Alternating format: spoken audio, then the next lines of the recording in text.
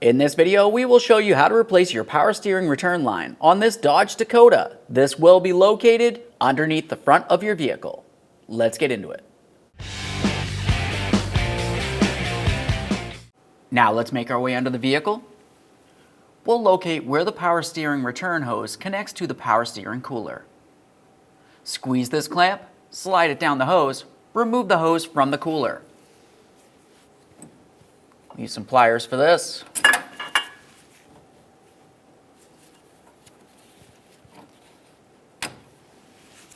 Before we take this off of here, keep in mind there is fluid in the system. Put a collection bucket under this area. Give this a twist to break it free.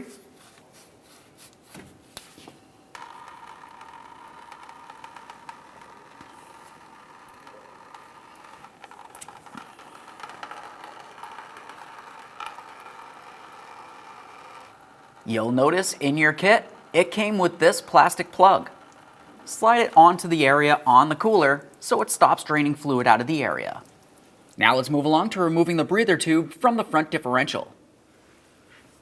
We'll reach up here, grab onto that tube, give it a little twist, and pull it up and off of there.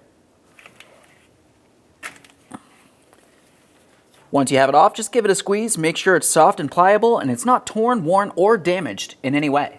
Set that aside. Now we can continue to remove the power steering return line from the power steering rack. To do this, you want to make sure you have an 18mm crow's foot and an extension.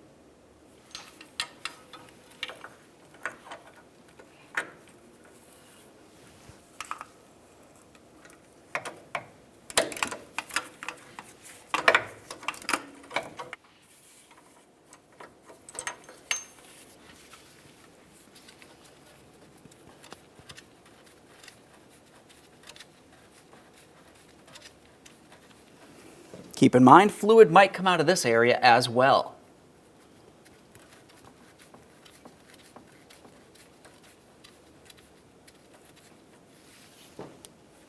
Now we can remove the power steering return line from the power steering rack. There it is, friends. Before we continue with installing our new line, clean and inspect the mounting hole on the power steering rack. All right, it's time to prepare our brand new power steering return line. Take your brand new O-ring gasket and put it onto the line. Make sure it's completely seated all the way around. Put the power steering return line into the power steering rack. Make sure you start it in by hand so you're sure you don't cross-thread it into position.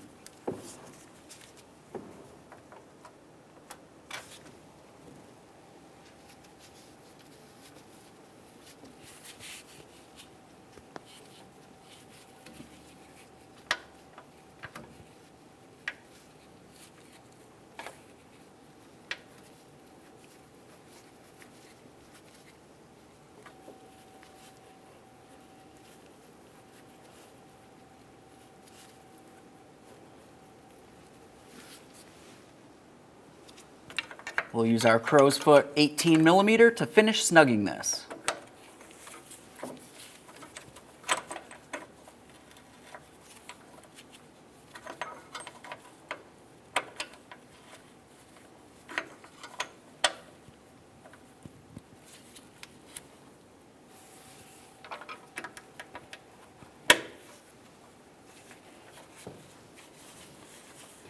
Let's make sure that's nice and tight.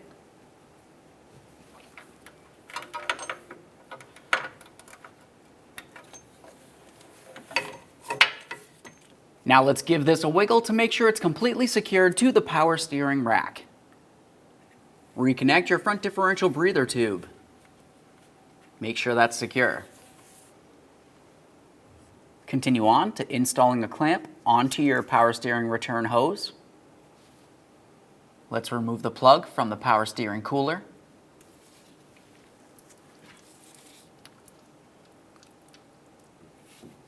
Attach the return line to the cooler.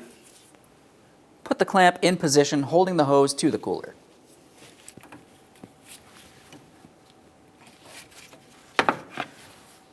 Make sure it's secure. Clean your mess. Let's secure these two hoses together. Make your way out from under the vehicle. We're going to have a look inside of the power steering reservoir. You'll notice that the fluid level is very low. At this point, continue on by adding some ATF plus 4. Once you have it up to the maximum line, safely get the front wheels up and off of the ground. Continue on by putting the key in the on position and turning the wheel from lock position on the left to the lock position on the right. Repeat this process several times. In the meantime, keep checking your power steering fluid. Once you've done that, get your vehicle back down onto a level surface.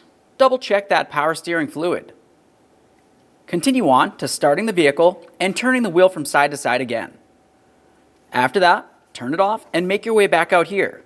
It's time to check the power steering fluid level. Now let's have a look at the cap. Make sure you have the level in between these two marks.